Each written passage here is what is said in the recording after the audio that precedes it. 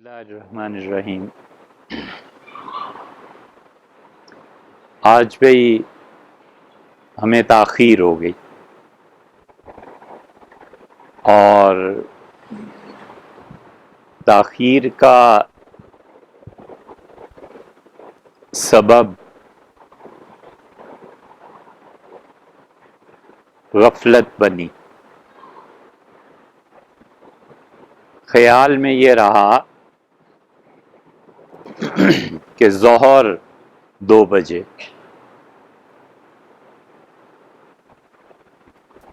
پھر اچانک خیال میں آیا کہ ظہر تو 1:45۔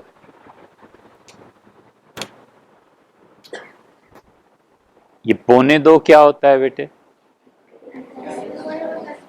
1:45۔ اور 1:15 یا 1:45 کیا ہوتا ہے؟ سب غلط۔ 1:15 کوئی چیز نہیں ہوتا، ٹھیک ہے؟ 1:15 اگر کوئی بولتا ہے تو اس کا مطلب یہ ہے کہ اسے اردو نہیں آتی، اور 1:15 بجے کوئی بولتا ہے تو اس کا مطلب یہ ہے کہ بنیادی طور پہ اس کی زبان کچھ اور ہے اور وہ اردو کو ذہنی طور پہ ٹرانسلیٹ کر رہا ہے۔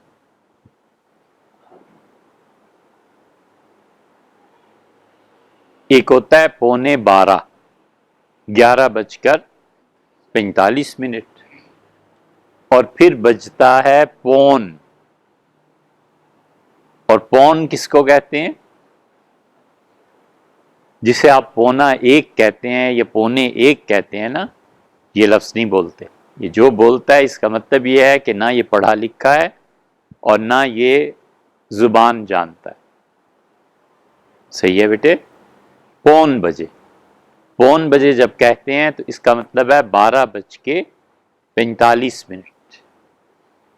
پھر اس کے بعد شروع ہوتا ہے 2:45، 2:45، 3:45۔ ٹھیک ہے؟ 1:15 یہ کام ہوا۔ ایک ہوتا ہے 1:15، ایک ہوتا ہے نصف، آدھا، ایک ہوتا ہے 1:15۔ اچھا چلیے ہم 100 کو تقسیم کرتے ہیں۔ 100 کو 125 ملتا ہے، مطلب یہ کہ جس آدمی کو 100 روپے ملے تھے اسے عہد ہمایونی میں اچھے دور میں 100 کے 125 مل گئے۔ ایک ہوتا ہے نصف، آدھا، 1:15، 75%، 100 میں سے 75۔ اور کل تو آپ جانتے ہی ہیں، یہ بہت سے کل جو ہوتے ہیں نا بیٹے، یہ بغیر پاؤں کے ہی ہوتے ہیں، اس لیے کبھی بھی کل کی تمنا بھی نہیں کرنی چاہیے اور کل ہوتا بھی کوئی نہیں۔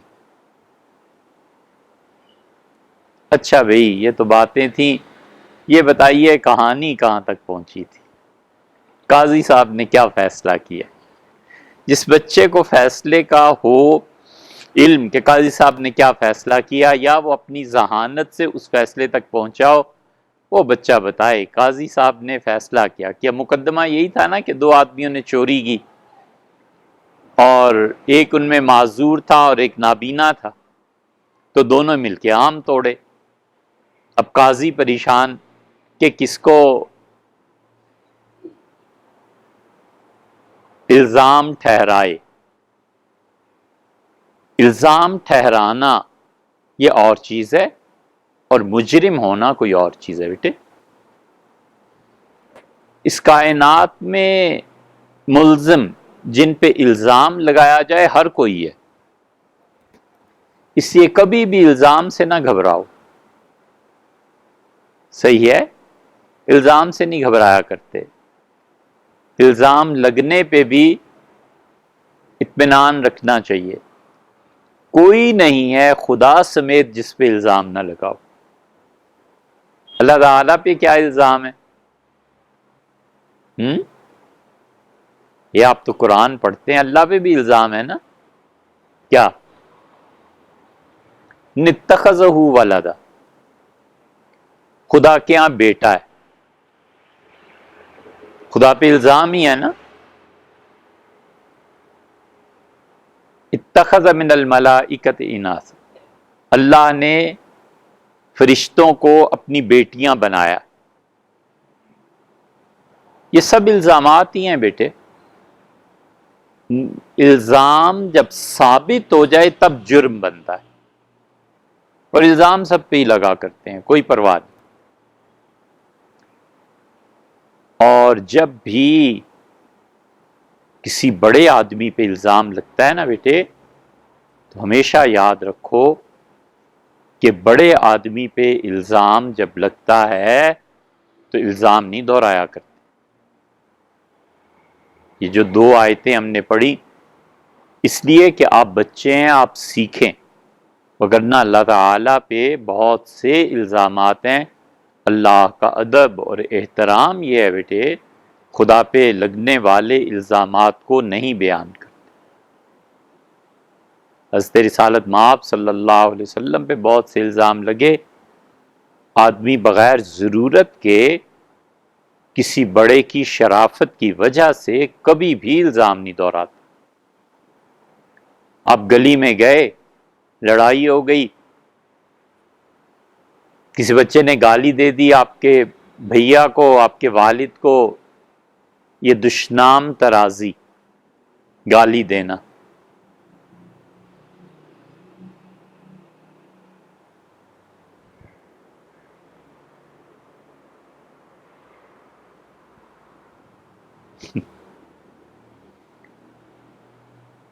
دشنام ترازی، گالی دینا. تو گھر آ کے بچہ یہ تھوڑا ہی کہتا ہے کہ امی آپ کو فلاں بچے نے یہ گالی دی، وہ کہتا ہے برا بھلا کہہ رہا تھا. گالی تو نہیں نا دہراتے، دیتے بھی نہیں. بہت ہی برا کام. ہمیشہ بیٹے گفتگو دلیل کی زبان سے کرتے ہیں، اور جو آدمی مارنے پہ اور گالی دینے پہ تل جائے نا، اس کا مطلب ہے کہ وہ دلیل کے میدان میں ہار گیا ہے بیچارہ، اس کے پاس کچھ نہیں رہا.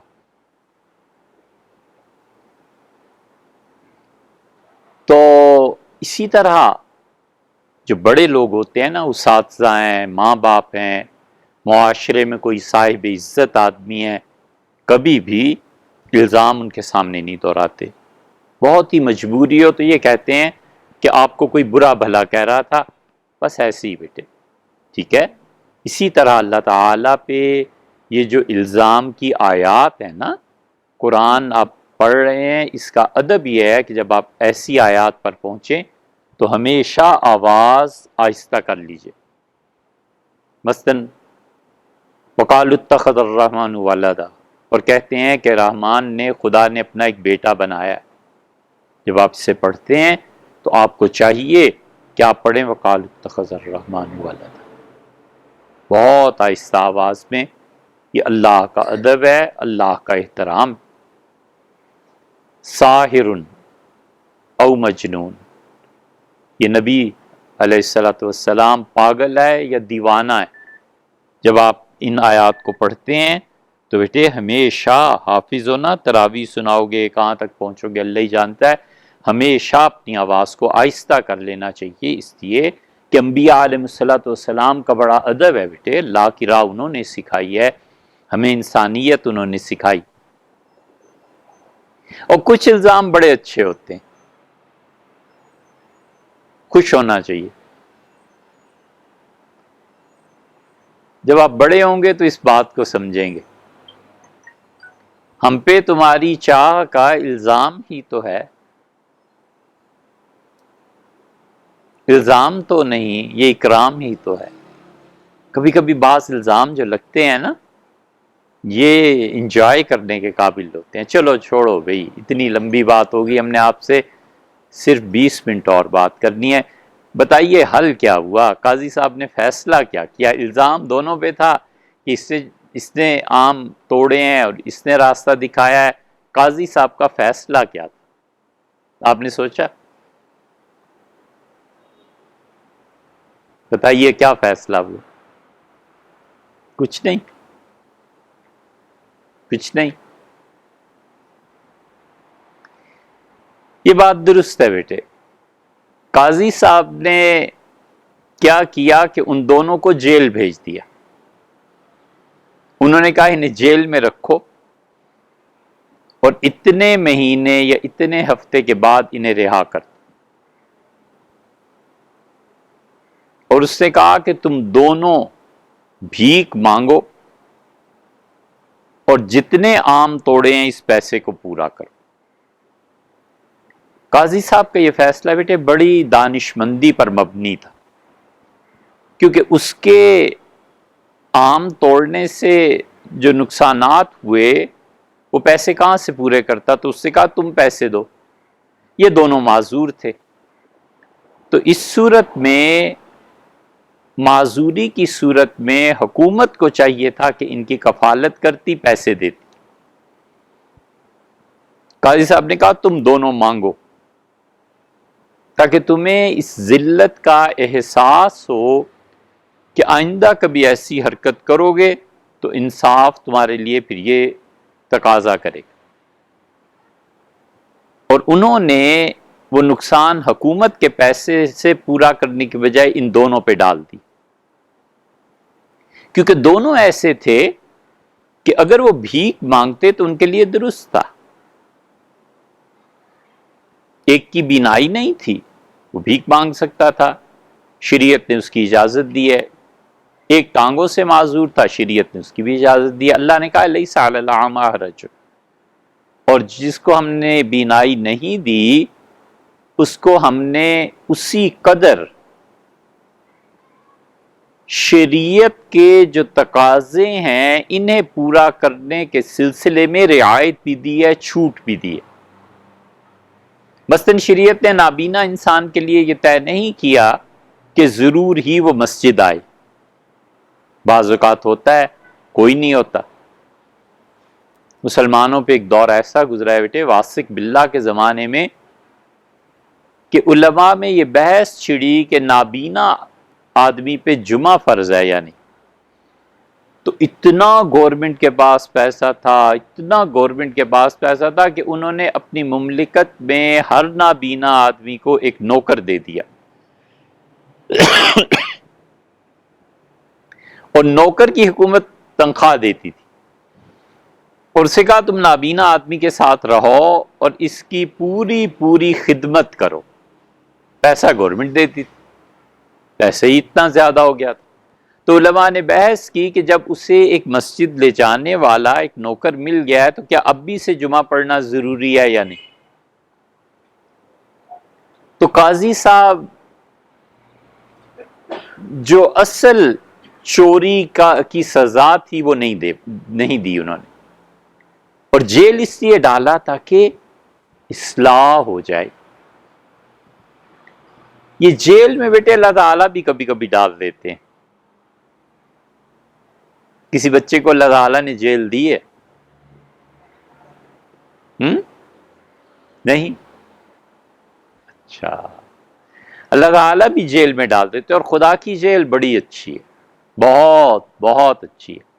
آدمی گھبراتا ہے، پریشان ہوتا ہے، لیکن اللہ تعالیٰ اس بندے کو جیل میں اس لیے ڈال دیتے ہیں کہ یہ محفوظ رہے۔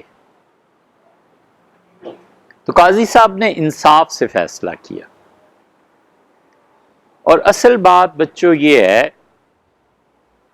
کہ اس دنیا میں جو حقیقی طور پہ کام کرنے کا ہے وہ انصاف کو قائم کرنا ہے۔ انصاف کو عربی میں آپ کیا کہتے ہیں؟ عدل، بہت اچھی۔ انگلش میں کیا کہتے ہیں؟ یہ تو سوچ کے آنا پڑے گا نا جی، انگلش پڑھاتے ہیں نا ٹیچر، ان سے آپ پوچھئے گا۔ دنیا میں بیٹے جس معاشرے اور فرد میں یہ قائم ہو جاتا ہے نا، وہ سب سے اچھا قیمتی عادت۔ انصاف ہمیشہ اپنی ذات سے شروع کرنا چاہیے۔ اگر ہم اپنی ذات سے انصاف شروع نہیں کریں گے تو اس کا مطلب یہ ہوا کہ ہم معاشرے میں انصاف کو ختم کرنے والے بن جائیں گے۔ انصاف کب قائم ہوتا ہے؟ انصاف بیٹے معاشرے میں اس وقت قائم ہوتا ہے جب کوئی آدمی محبت اور نفرت دونوں سے اوپر اٹھ جاتا ہے۔ کبھی بھی آپ کو انصاف کرنا پڑے تو بیٹے محبت اور نفرت دونوں سے اوپر اٹھنا ہے۔ آپ کا دشمن ہے، آپ کو بڑا برا لگتا ہے، آپ کو انصاف کرنا پڑ گیا، اور انصاف کا تقاضا یہ ہے کہ آپ اسے چھوڑ دیں اور اپنے دوست کو سزا دیں۔ اب پتہ چلے گا کہ آپ نفرتوں اور محبتوں سے اوپر اٹھے ہیں یا نہیں۔ جو معاشرے نفرتوں اور محبتوں کا شکار ہوتے ہیں نا بیٹے، کبھی بھی انصاف قائم نہیں کرتے، اور ہم لوگ ابھی تک نہیں نکلے۔ ہمارے معاشرے میں محبتوں کی وجہ سے ظلم ہوتا ہے کہ حق کسی کا ہے، اس کو دے دیا، کیوں؟ اس لیے کہ یہ ہمارا دوست ہے، یہ میرا بیٹا ہے، مجھے بڑا پیارا لگتا ہے۔ ہمیشہ بیٹے نفرت اور محبت دونوں سے اوپر اٹھ کے انصاف قائم ہوتا ہے۔ انصاف کی ایک کہانی آپ کو سنائیں کہ انصاف کیسے قائم ہوتا ہے۔ آپ کو پتہ ہے ایک گھوڑا بھوکا رہ گیا تھا، پھر اس نے جا کے بادشاہ کو اٹھا دیا تھا؟ نہیں سنی؟ سنی ہے؟ کس کس نے نہیں سنی؟ پہلے تو یہ بہت سو نے نہیں سنی، چلو ٹھیک ہے سنا دیتے ہیں۔ یہ مغل بادشاہ جو تھے نا بیٹے، بڑے کام کے لوگ تھے۔ یہ حقیقت میں ڈیزرو کرتے تھے اس بات کو کہ یہ دنیا میں حکومت کرے۔ یہ تو اللہ تعالیٰ کی مشیت تھی کہ انہیں چھوٹا ٹکڑا مل گیا ہندوستان، اگر وہ پوری دنیا پہ بھی حکومت کرتے تو بیٹے اس کے اہل تھے۔ یہ اتنے اچھے لوگ۔ ایک چیز ہوتی ہے جی ڈی پی، ہم آپ سے بڑی بڑی باتیں کرتے ہیں تاکہ آپ بڑی باتیں بھی سیکھیں۔ جی ڈی پی کیا ہوتا ہے یہ آپ پوچھئے گا کسی سے۔ ایسٹ انڈیا کمپنی اور انگریز جب آئے تو دنیا کا جی ڈی پی جو تھا اس کا 23% مغل پے کرتے تھے، اور جب انگریز چھوڑ کے گئے گورے اور 47 میں انہوں نے آزادی دی تو اس وقت وہ صرف 4% پے کرتے تھے، کہاں 23 روپے اور کہاں 4 روپے۔ مغل اتنے اچھے بادشاہ تھے۔ ہم ایک مرتبہ لندن گئے بیٹے، تو لندن میں کوئی کام ہم طے کر کے گئے تھے۔ زندگی میں بیٹے ایک ہی کام ہو سکتا ہے بس، یہ جو لوگ زیادہ کاموں کے پیچھے پڑتے ہیں نا یہ بڑے ناکام ہوتے ہیں۔ ایک کام کر لو، کوئی ایک کام بس۔ آپ کا جی چاہتا ہے کہ آپ اچھے معمار بنے، اینٹیں لگائیں، چنائی کریں دیواروں کی، بس یہ ایک کام کیجئے ساری زندگی، آپ بہت اچھے کاریگر ہو جائیں گے۔ اب آپ یہ چاہیں کہ آپ اینٹیں بھی لگائیں، آپ یہ چاہیں کہ ٹیکنیشین بھی بنے، بجلی بھی ٹھیک کریں، نہیں ہو سکتا۔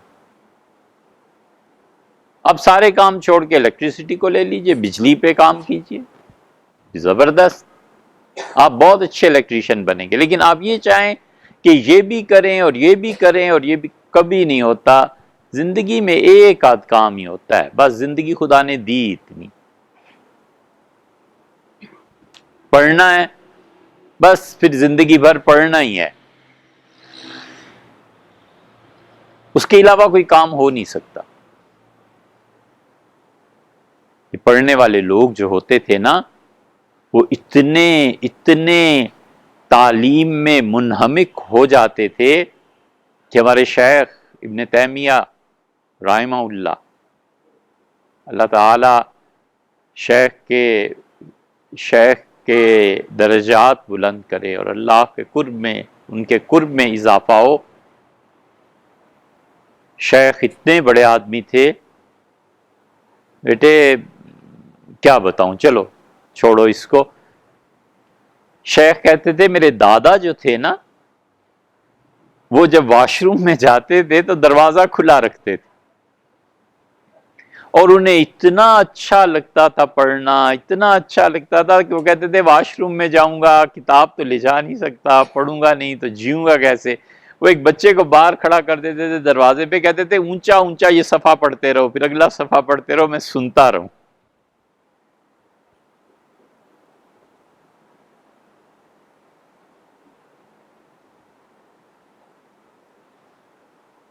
یہ جو آپ کے انگلش کے ٹیچر ہیں نا، یہ بیٹے واش روم میں جاتے ہیں تو کوئی بڑی تقریر کسی گورے کی، کسی پارلیمنٹ کی، اسمبلی کی، میں نے دیکھا وہ اسے آن کر کے رکھ دیتے ہیں اور نہاتے ہیں، اپنا کام کرتے ہیں جو بھی واش روم میں، اور اسے سنتے رہتے ہیں کہ یہ کیا کہہ رہا ہے۔ انہیں اتنی زیادہ دلچسپی ہے اس چیز سے۔ اور بھی بہت سے قصے ہیں، آپ جب بڑے ہوں گے تو آپ ایران کے انقلاب کے بارے میں پڑھیں گے۔ ہم نے امام خمینی کا گھر دیکھا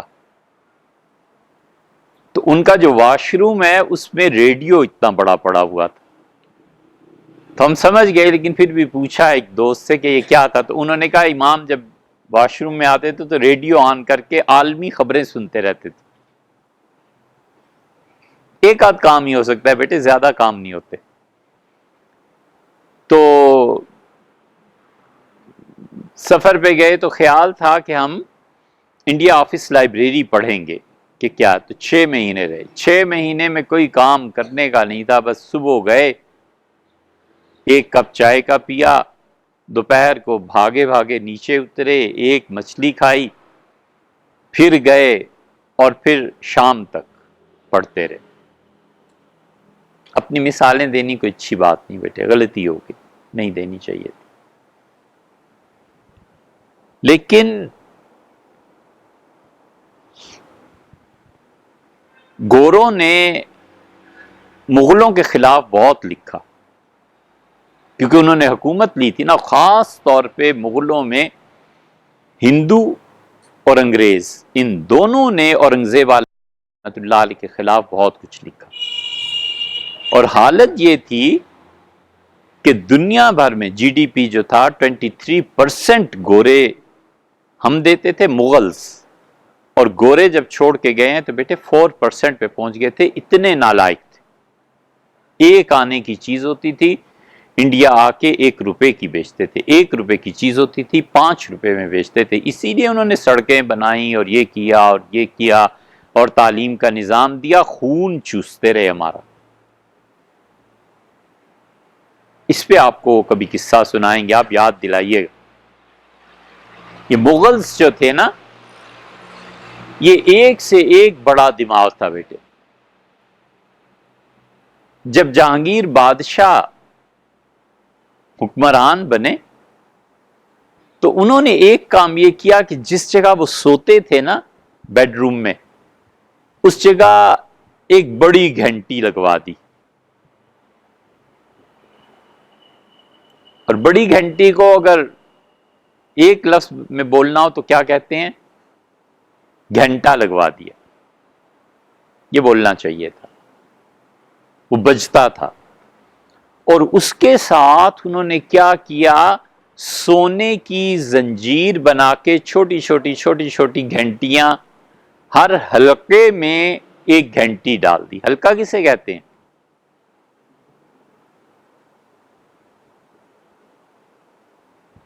حلقہ کسے کہتے ہیں بیٹے؟ حلق کسے کہتے ہیں؟ یہ اس لیے کہ گول ہوتا ہے۔ حلقہ زنجیر کا ایک ٹکڑا، اسے کہتے ہیں حلقہ۔ اور حلقہ کبھی کبھی اس گروہ کے بارے میں بھی استعمال ہوتا ہے جو گولائی کی صورت میں بیٹھتے ہیں بنیادی طور پہ، جیسے آپ گولائی کی صورت میں بیٹھتے تو یہ ایک حلقہ ہوتا. شام میں، مصر میں مشائخ کے حلقے ہوتے تھے، حلقات ہوتے تھے، حلقے کی جمع. تو انہوں نے زنجیر کے ہر حلقے میں ایک چھوٹی سی گھنٹی ڈلوا دی اور 36 سیر سونے سے وہ گھنٹی بنی، اور ایک سرا ان کے پلنگ کے ساتھ تھا، گھنٹی کا دوسرا سرا انہوں نے بالکل محل کے باہر جو عام روڈ ہوتی ہے نا اس پہ لگا دیا، اور انہوں نے کہا کہ جس کسی کو انصاف چاہیے ہو آ کے اس کو بجائے، میں بادشاہ خود انصاف کروں. یہ عالمگیر کا بیٹے جہانگیر کا بڑا کارنامہ، اتنا بڑا کارنامہ تھا کہ خود مغلوں کی پوری تاریخ میں اتنی بڑی بات انصاف کے متعلق نہیں. جو لوگ بیٹے عدل قائم کرنا چاہتے تھے نا، محبتوں اور نفرتوں سے اوپر اٹھ کے، جب بھی آپ نے عدل کرنا ہے، جو سامنے ہے، جو مقدمہ ہے، اگر آپ کو اس سے محبت ہے ہٹ جائیے، نفرت ہے ہٹ جائیے. یا پھر آپ میں اتنی کرج ہونی چاہیے کہ آپ محبت اور نفرت دونوں کو رکھیں پاؤں کے نیچے، صاف بات کریں جی اس کا قصور ہے اور اس کا نہیں. صحیح ہے بیٹے؟ زندگی بھر اگر آپ نفرتوں اور محبتوں میں گھرے رہے تو آپ دیکھیں گے وہ وقت جب آپ اپنی والدہ سے محبت کی وجہ سے ظلم کر بیٹھیں گے، اور آپ اپنی کسی بھی دیگر رشتہ دار پہ اس لیے ظلم کر بیٹھیں گے کہ ماں سے نفرت. تو ان محبتوں اور نفرتوں کے چکر سے جو لوگ اوپر اٹھ جاتے ہیں نا بیٹے، وہ حقیقی معنی میں انصاف کرتے. ہوا قصہ یہ کہ اتنا انصاف تھا کہ جہانگیر بادشاہ ایک دن سوئے ہوئے تھے، اور ہوتا یہ تھا کہ انصاف جو لوگ قائم کرتے تھے وہ بڑے آسان طریقے بھی لوگوں کو بتاتے. یہ جو غالب ہے نا، کون ہے غالب؟ بولیے بولیے. شاعر.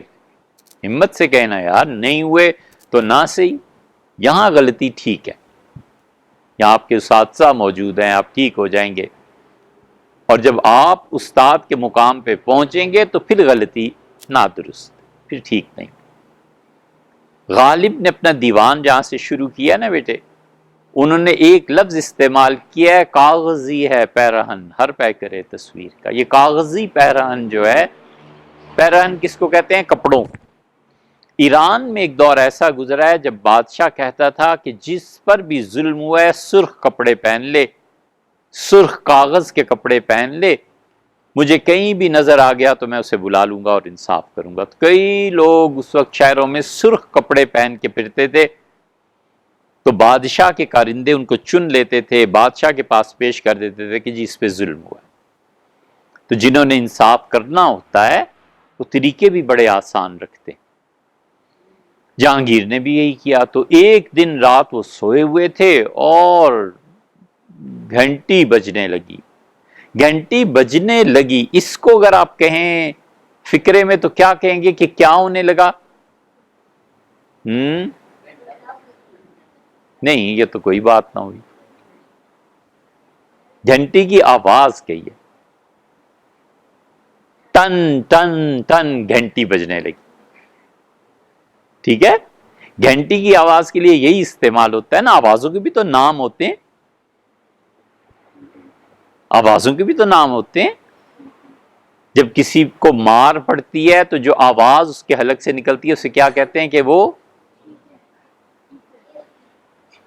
چیخا، وہ چلایا، اس آواز کا نام ہے نا. تو ٹن ٹن گھنٹی بجنے لگی. اور جہانگیر اٹھ گئے اور انہوں نے آ کے دیکھا ننگے سر ننگے پاؤں. انہوں نے کہا اس وقت آدھی رات کو کون انصاف مانگ رہا ہے؟ تو آئے اور انہوں نے اپنی بالکنی سے نیچے جھانکا تو گھوڑا منہ میں وہ سونے کی زنجیر لیے ہلا رہا تھا اسے بار بار. اور جہانگیر بادشاہ کے جو نوکر تھے وہ بھی رات اٹھے بھاگے. تو جہانگیر نے کہا کہ اس کو لاؤ۔ گھوڑے کو نیچے صحن میں لے آئے، وہ اترے اور ان کا گھاس لاؤ، ان گھاس چرائی، پھر بہت گھاس کھلائی، پھر پانی پلایا۔ انہوں نے کہا اسے استبل میں، شاہی استبل میں جا کر باندھ دو اور یہ تحقیق کرو کہ اس گھوڑے کا مالک کون۔ اس گھوڑے کے جو مالک تھے وہ چند دن میں مل گئے، تو انہوں نے بلایا، انہوں نے کہا یہ دیکھو گھوڑے نے تمہاری شکایت کی ہے، اس دن تم نے اسے پانی نہیں پلایا، کھانا نہیں کھلایا۔ تو انہوں نے کہا کہ بادشاہ سلامت، اس سارا دن ہم اور کاموں میں مصروف رہے، ہمیں یاد ہی نہیں رہا کہ گھوڑے کو پانی بھی پلانا چاہیے تھا، چارہ بھی کھلانا چاہیے تھا، تو یہ ہمارا قصور ہے۔ اس نے کہا دیکھا اس نے انصاف مجھ سے مانگا ہے، تو آئندہ یہ حرکت نہ کرنا۔ انہوں نے گھوڑے کو واپس کر دیا۔ جب بڑے لوگ انصاف کرتے ہیں تو بیٹے اس کا اثر جانوروں پر بھی پڑتا ہے، اور جب بڑے لوگ ظلم کرتے ہیں نا، آپ کسی عہدے پہ کل کو پہنچ جائیں، آپ ظلم کرنے لگیں، تو رسول اللہ صلی اللہ علیہ وسلم نے فرمایا اچھا ایک ہوتی ہے چڑیا، ایک ہوتا ہے کوا۔ چڑیا کے سائز جتنا ایک چھوٹا سا پرندہ، لوگ اس کا گوشت کھاتے ہیں۔ گوشت کیا کھاتے ہیں؟ اس کی ہڈیاں چباتے ہیں۔ اسے کیا کہتے ہیں؟ بٹیر۔ بہت اچھے، اے دیکھا پہنچ گئے نا۔ گجرانوالہ میں ہم نے دیکھا بہت لوگ بٹیر کھاتے ہیں، ہمیں بڑی ہنسی آئی۔ نبی کریم صلی اللہ علیہ وسلم نے فرمایا کہ جس معاشرے میں ظلم ہوتا ہے، بٹیر بغیر کسی قصور کے اپنے گھونسلے میں مر جاتا ہے۔ یہ ظلم اتنی بری چیز ہے بیٹے، بادشاہوں کا ظلم لوگوں کو برباد کر دیتا ہے۔ جہانگیر بادشاہ نے مقدمہ آیا، اور مقدمہ یہ تھا کہ ان کی بیوی تھی جو انہیں بہت اچھی لگتی تھی، اس کا کیا نام تھا؟ نور جہاں، نور جہاں۔ راوی کے کنارے ایک ٹوٹا سا مکان ہے، کہتے ہیں یہ آرام گہے نور جہاں۔ کبھی آپ بیٹے لاہور جائیں اور نور جہان کے مقبرے پہ جائیں تو بڑی عبرت کا سامان ہے کہ جس دلہن کے لیے محل سجائے جاتے تھے اور جس پہ ہیرے نشاور کیے جاتے تھے، بیٹے آج اس کی قبر پہ فاتحہ پڑھنا تو درکنار، دیکھنے والا کوئی۔ یہ بڑا ستم ہے۔ برمزارے ما غریباں نئے چراغے نئے گلے، ہم غریبوں کے مزار پہ نہ کوئی پھول چڑھاتا ہے نہ کوئی شمع جلاتا ہے۔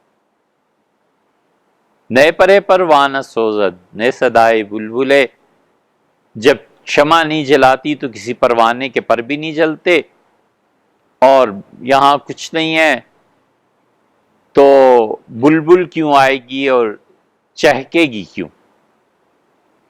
جہانگیر بادشاہ کی اتنی پیاری بیوی، یہ ایک دن کھڑی تیر چلا رہی تھی،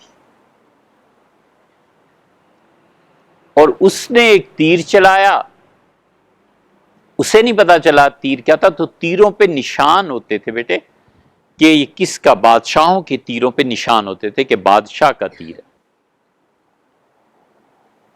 تو ویسی پرندوں کو مار رہی تھی۔ کبھی بھی شکار نہیں کرتے، بڑی بری بات۔ جب تک ضرورت نہ پیش آئے شکار نہیں کرتے۔ اگر آپ نے شکار کیا ہے تو اس گوشت کو آپ نے کھلانا ہے یا خود کھانا ہے۔ شکار کر کے حلال جانور کا اس کے گوشت کو پھینک دینا، یہ خدا کے یہاں پکڑے جائے گا۔ رسول اللہ صلی اللہ علیہ وسلم نے فرمایا ایک چڑیا نے اللہ سے شکایت کی، اس نے کہا اے رب، اس نے مجھے شکار کیا اور مجھے پھینک دیا، یا تو مجھے کھا لیتا تو پھر بھی کوئی بات تھی، اس نے مجھے ضائع کر دیا، اللہ اس سے سزا دے۔ اور اللہ نے اسے سزا دی۔ کبھی بھی بیٹے جانوروں کو بغیر ضرورت کے مارتے بھی نہیں، ضرورت ہو تو الگ بات ہے۔ اور شکار کو اسی لیے شریعت نے اتنا اپریشیٹ نہیں کیا، اتنا بڑھایا نہیں ہے۔ وہ شکار کر رہی تھی تو اس کا تیر جا کر لگا ایک آدمی کو، آدمی تڑپ گیا، آدمی تڑپ گیا یعنی انتقال کر گیا۔ بات ایک ہی ہے، آدمی انتقال کر گیا، آدمی مر گیا، آدمی تڑپ گیا، آدمی فوت ہو گیا، اور بچے کیا بولتے ہیں؟ کہیں ہو گیا۔ بات ایک ہی ہے، 5 مختلف طریقوں سے بیان کی جا سکتی ہے۔ کیوں نہ ہم سب سے اچھا طریقہ اپنائیں؟ کیوں نہ ہم زبان سیکھیں؟ ہمیشہ انسانوں کی طرح گفتگو کرنی چاہیے، ہمیشہ انسانوں کی طرح بات کرنی چاہیے۔ وہ جو آدمی بیچارہ تڑپ گیا، اس کے ورثاء دلی قاضی کے پاس پہنچ گئے اور انہوں نے کہا جی یہ تیر ہے، بادشاہ کے محل سے چلایا گیا ہے، ہمارا آدمی اس کی وجہ سے زندگی سے محروم ہوا۔ آپ نے دیکھا، زندگی سے محروم ہوا، اگلے جہان کو پہنچا، ہمارے آدمی کی عاقبت سنوری یعنی شہید ہو گیا۔ ہے بات ایک ہی، 10 جملے۔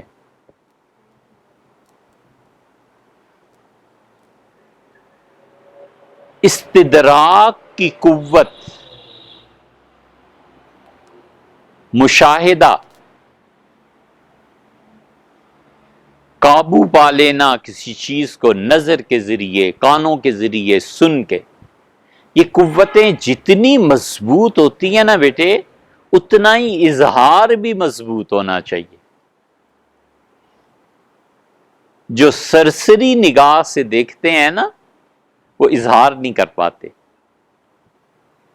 جو کسی بھی چیز کا مشاہدہ کرتے ہوئے اس کا گہراؤ کر لیتے ہیں نا، ان کی قوت اظہار بھی مضبوط ہو جاتی۔ کبھی بھی چیزوں کو سرسری نگاہ سے نہیں دیکھتے۔ جو شخص سرسری نگاہ سے چیزوں کو دیکھتا ہے اور گہرا مشاہدہ نہیں کرتا، وہ بیٹے زندگی کی حقیقت سے بھی محروم رہتا ہے۔ زندگی ہر دن نئی حقیقت۔ اب ہوا یہ کہ وہ قاضی صاحب کے پاس مقدمہ پہنچا اور قاضی صاحب نے کہا جی بادشاہ سلامت کے تیر سے، جہانگیر کے ہاں سے یہ تیر چلا ہے، اور اس کی وجہ سے یہ جو کپڑے دھوتے ہیں انہیں کیا کہتے ہیں؟ دھوبی۔ جو بال کاٹتے ہیں انہیں کیا کہتے ہیں؟ باربر، نائی۔ اچھا جو گاڑی چلاتا ہے اسے کیا کہتے ہیں؟ کیا کہتے ہیں؟ ڈرائیور۔ یہ باتیں بیٹے بالکل ٹھیک ہے، لیکن ہم یہ الفاظ استعمال نہیں کریں گے۔ ہم کبھی نہیں کہتے کہ ڈرائیور نہ، ہم اس کا نام لیتے ہیں کہ فلاں کو بلائیے، فلاں سے یہ بات کہیے۔ کیوں بیٹے؟ اس لیے کہ اگرچہ یہ صحیح چیز ہے، لیکن ہمارے معاشرے میں یہ الفاظ دوسروں کی ذلت اور تحقیر کے لیے استعمال ہوتے۔ ہمارے ہاں کون کپڑے دھوتے ہیں؟ کیا نام ہے ان کا؟ نہیں، دھوبی تو ہم نے کہنا نہیں، عزیز، عزیز صاحب۔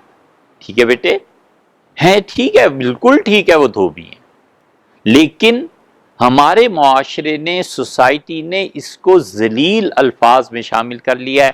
ہم انہیں کہیں گے تو ہمارے ذہن میں، آپ کو نہیں کہتا لیکن میں خراب آدمی ہوں نا، میرے ذہن میں یہ تصور آتا ہے کہ وہ ہم سے کم درجے کا آدمی ہے، اور یہ اللہ کے ہاں بہت بڑا گناہ ہے بیٹے، لوگوں کو کم سمجھنا۔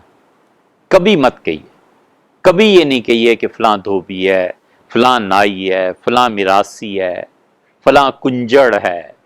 کنجڑ کا لفظ تو اب مٹ گیا، اس لیے کہ ہماری اردو ہی ٹھیک نہیں رہی، ہم پڑھے لکھے۔ کنجڑ کسے کہتے تھے؟ بولو بولو۔ کنجڑ پرانی اردو میں کہتے تھے سبزی فروش۔ جو سبزی بیچتا تھا. ہم نے چونکہ پڑھا ہی نہیں تو ہمیں کیا پتا کہ کنجڑ کیا ہے. ہم پڑھے لکھے ہوں تو تب نہ بیٹے. اس لیے ہم کبھی بھی یہ لفظ نہیں بولتے. مت بولیے. نام لیجیے. ڈرائیور. غلط بات ہے بیٹے. نام لیجیے. آپ جب ڈرائیور کہیں گے تو اس کے ساتھ ہی آپ کو یہ تصور آئے گا کہ وہ ہماری خدمت کرے. کیوں بھئی آپ کی خدمت کرے؟